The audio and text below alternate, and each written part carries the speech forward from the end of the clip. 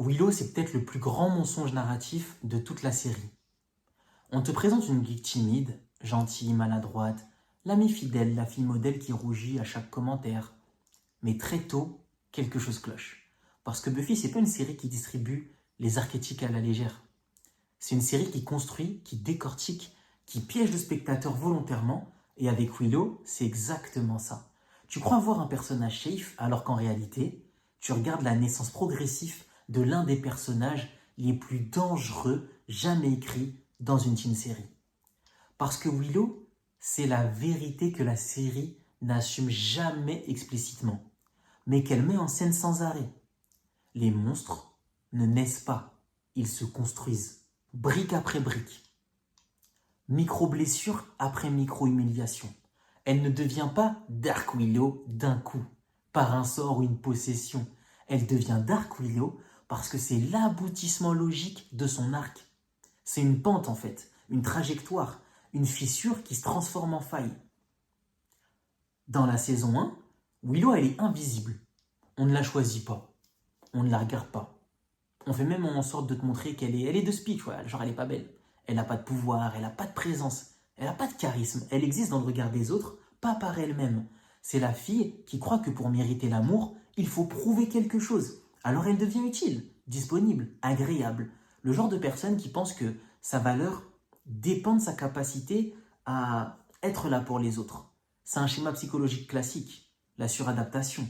Elle ne dit jamais non, elle s'efface, elle se dilue pour avoir une place. Et ça, tu le vois. Et quand la magie arrive, c'est la première fois que quelque chose l'a choisi. Elle, c'est la première fois que quelque chose l'écoute. La magie lui répond, la puissance devient une validation. C'est comme si enfin, elle avait une identité qui ne dépend pas des autres. Et c'est là que sa tragédie commence. Parce que Willow n'apprend jamais la limite. Elle apprend le manque. Elle apprend la dépendance affective. La magie devient un pansement, une béquille, une prothèse émotionnelle. Elle l'utilise pour réparer les autres parce qu'elle ne supporte pas de regarder ce qui est cassé en elle. Et ensuite, Tara arrive. Ah, Tara Mago. Tara, c'est la seule personne qui l'aime sans condition. La seule qui ne voit pas sa puissance, mais son âme. Tara, c'est son premier espace d'amour sécurisé. C'est la première fois que quelqu'un l'aime sans qu'elle ait approuvé quoi que ce soit. Willow aurait pu guérir à ce moment-là, sauf qu'elle a tellement peur de perdre ce qui la sauve qu'elle commence à manipuler Tara. One among many, many fade to one. What are you doing, Will? I'm just gonna clear the crowd. How? I'll just shift everyone who isn't a 15-year-old girl into an alternate dimension. What? No, it'll be for like a fraction of a second. They won't even notice. Will, no, you can't. Why? What if something went wrong? Well, it won't. But what would Giles say? Scott, are you taking his side now? This isn't about sides. You two have been talking about me behind my back. No, God. You know how that makes me feel? Willow, you are using too much magic. What do you want me to do? Just sit back and keep my mouth shut? Well, that'd be a good start. If I didn't love you so damn much, I would. C'est une dinguerie ce qu'elle fait. Elle efface sa mémoire, elle réécrit la réalité, pas parce qu'elle est mauvaise en vrai, mais parce qu'elle panique, parce qu'elle ne connaît pas l'amour autrement que comme une performance. I'm sorry, okay? It's not that easy. Well, what do you want me to do? Reverse time and take it back? Because I could probably... Joke. I don't think I could really. You know what? Can we not do this now? I'm tired. Okay. Let's just forget it ever happened.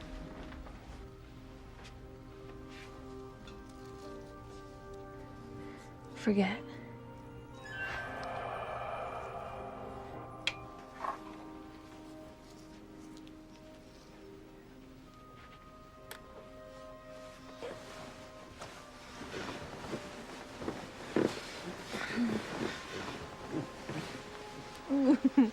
Your feet are cold. Better warm me up. This is how every day should always end and start. and all the stuff in the middle. So, you're not mad? About what?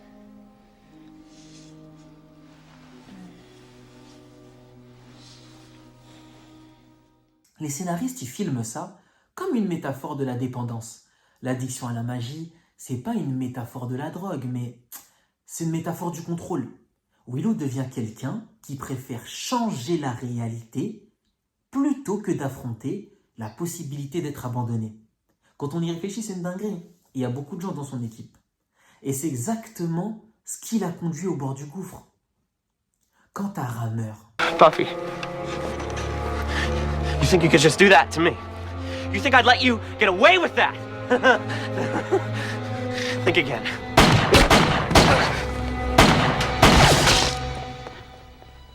Your shirt. Tara? Sweet fancy Moses, where the hell did he... Oh, God. Tara? Baby? Baby, come on! Get up! Buffy! Buffy! Buffy! No! No! No!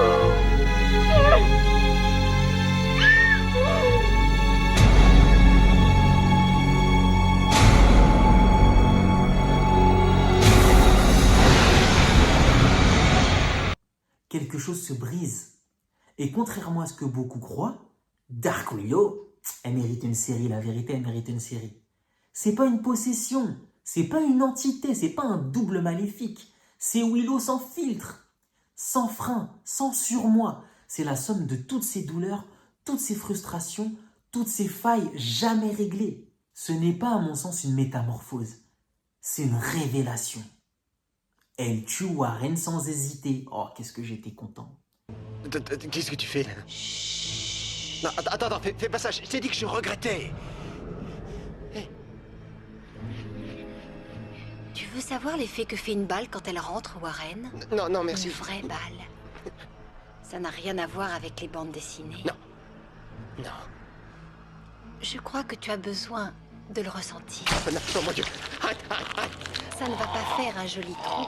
Ça va d'abord transpercer tes organes internes. Tes poumons cesseront de fonctionner, mais ce n'est rien que tes leçons. Je t'en supplie, non. Quand elle atteindra ton épine dorsale, la balle détruira tout ton système nerveux. Je t'en supplie, arrête pour Je ne la... veux plus t'entendre. La douleur sera insupportable, mais tu ne pourras plus bouger tes membres. Bien sûr, la balle se déplace plus vite que ça d'habitude. Mais la mort, elle... On dirait qu'elle prend tout son temps pour venir. C'est tout de même incroyable quand on y pense, qu'un aussi petit morceau de métal détruise tout sur son passage. Cette balle lui a déchiré les entrailles. Tu lui as pris sa lumière. Tu me l'as prise. Tu en as privé le monde. Et maintenant, la seule personne dont j'avais besoin est morte. Et un déchet de ton genre continue à vivre. Tout ça à cause d'un petit bout de métal. Est-ce que tu le sens maintenant? Ils sont là. Je t'ai demandé si tu le sentais. Pitié, arrête! J'ai mal agi. J'ai bien compris la leçon, ok? Il faut que j'aille en tôle.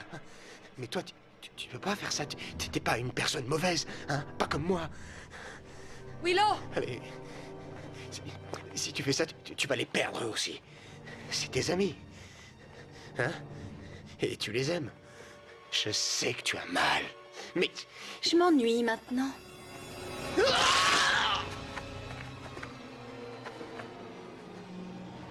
Oh mon Dieu. Willow, qu'est-ce que tu as fait? Mon Dieu, mais qu'est-ce que tu as fait?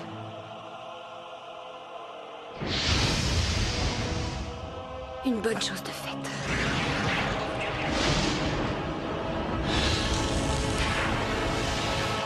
J'aurais aimé qu'on tue Drusilla pareil quand elle a tué Mago. Bref. C'est pas un démon, c'est pas un vampire, c'est un humain. La série insiste vraiment sur ça parce que Buffy a toujours construit une ligne en mode on ne tue pas les humains. Willow l'a franchit au calme avec un un sang-froid glacial. Parce que tuer un monstre demande du courage, mais tuer un homme demande de la rage. Et Willow est faite de rage, pas une rage explosive, une rage accumulée pendant des années de silence, de dévalorisation, de solitude. Au moment d'anéantir la Terre, Willow n'est pas en train de faire le mal, elle est en train de chercher une cohérence. Elle veut que le monde ressente ce qu'elle ressent, ce vide-là, cette perte, cette solitude qui lui ronge les os. Elle veut un monde à son image, à genoux. Et pourtant, la série rappelle aussi quelque chose de brutal. Au bord du gouffre, Willow ne revient pas grâce à la magie, ni grâce à la force, ni grâce à un affrontement épique. Malgré que quand elle tabasse Buffy, c'est stylé. Elle revient grâce à Alex, le garçon qui n'a jamais eu de pouvoir, le garçon le moins magique du groupe, celui qu'elle connaît depuis l'enfance, celui qui lui dit simplement « je t'aime, même comme ça ». Trop tard pour m'arrêter. Oui, je sais. Tu es décidé. Mais où veux-tu que j'aille d'autre? Tu es mon ami depuis ma plus tendre enfance. Je vis mes dernières heures. Avec qui d'autre les passer? Alors c'est ça ton plan pour m'arrêter? Tu vas essayer de m'attendrir en me disant que tu m'aimes? Ben, je voulais te mener au bord de la falaise et te donner une enclume, mais ça faisait trop dessin animé. Encore une de tes blagues idiotes. J'ai pas envie de rire. Je sais que tu as mal, que tu souffres à un point que je n'imagine même pas, et que tu t'apprêtes à faire quelque chose d'apocalyptiquement monstrueux et stupide. Et regarde, je suis toujours là. Tu es Willow. Ne me donne plus ce nom. Notre premier jour d'école, tu pleurais parce que t'avais cassé ton crayon, et tu avais peur de te faire disputer. Depuis, t'as fait du chemin. Provoquer la fin du monde n'a pas l'air de t'inquiéter. Mais t'as raison. C'est vrai, je t'aime, Willow. J'aime la Willow briseuse de crayons et j'aime la Willow pleine de veines effrayantes. Alors s'il faut que je meure, ce sera ici. Si tu veux tuer l'humanité, commence par moi. Je l'ai mérité. Tu crois que je n'oserais pas? Aucune importance. Je sais que tu peux le faire. Et je t'aime toujours. Tu vas la fermer!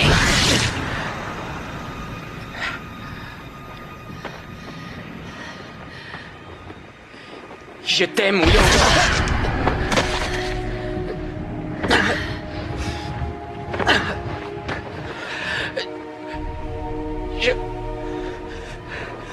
Je t'aime, Willow.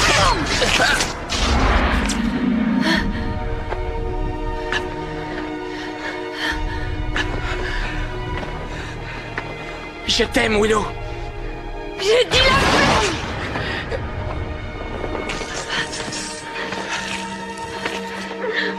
Je t'aime, Willow. Je le dis plus!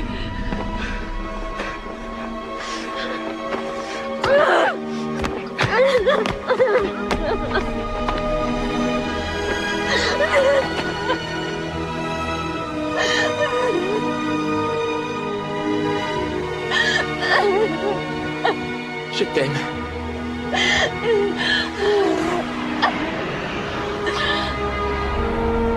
Ce moment n'est pas une morale simpliste, hein. C'est une mise en lumière de son vrai problème. Elle ne sait pas recevoir l'amour. Elle sait donner, elle sait réparer, elle sait s'adapter, mais se laisser aimer sans rien prouver, c'est la seule chose qu'elle n'a jamais su faire.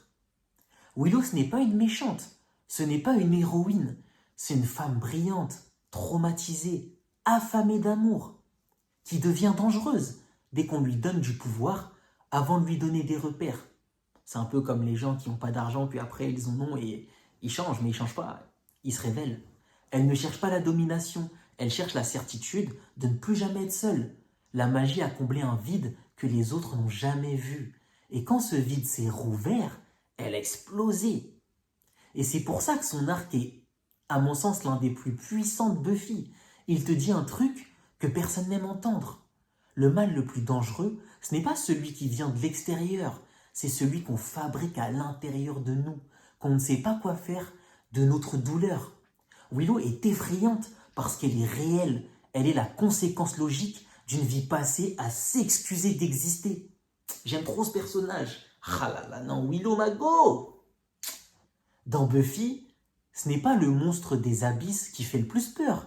Ce n'est pas les démons, pas les vampires, pas les apocalypses. Le vrai monstre, c'est la fille que tout le monde trouvait mignonne, celle qu'on sous-estimait. Les démons ont voulu traîner avec elle, celle dont personne n'a vu les cicatrices tant qu'il n'était pas trop tard. Willow Rosenberg, c'est l'histoire de ce qui arrive quand l'amour devient une récompense. La magie une béquille et la douleur un moteur. Giles? Giles? Oh oh, papa est revenu à la maison. Oh, je suis dans de sales draps. Ce n'est rien de le dire. Tu dois mettre un terme à cette folie. Ah, désolée, c'est impossible. J'ai pas encore terminé. Moi non plus. Reste à terre. Comment vous avez fait? C'est un pouvoir qu'il a emprunté. Si vous croyez que vos petits trucs vont C'est pour suffire... t'aider que je suis venu. C'est gentil, mais je saurais tuer ces demeurés sans l'aide de personne. Mais j'ai une idée. Vous pourriez regarder. C'est bien la grande spécialité des observateurs, non? Regardez. Et mettre votre sale nez dans les affaires des autres. Je me fais du souci pour toi, Willow. Continue comme ça et tu finiras par en mourir. Willow, écoute-le, je t'en prie. Je ne veux plus me battre contre toi. Moi non plus, je ne veux plus me battre contre toi. Contre lui que je veux me battre. Reste à terre. Non! Vous vous souvenez de notre petite querelle avant votre départ? Quand vous aviez l'illusion d'être encore utile à quelque chose? Vous m'avez traitée d'amateur, arrogante et imprudente. Alors cramponne-toi bien, Giles. Parce que je suis passée pro maintenant. Une tragédie douce au début, brutale à la fin, et terriblement humaine d'un bout à l'autre. Je vous remercie de m'avoir écouté. Merci à tous les commentaires que vous mettez. N'hésitez pas à liker, partager, abonnez-vous. C'est que le début. On se retrouve pour une prochaine vidéo. Et prenez soin de vous. Et activez la cloche. Merci.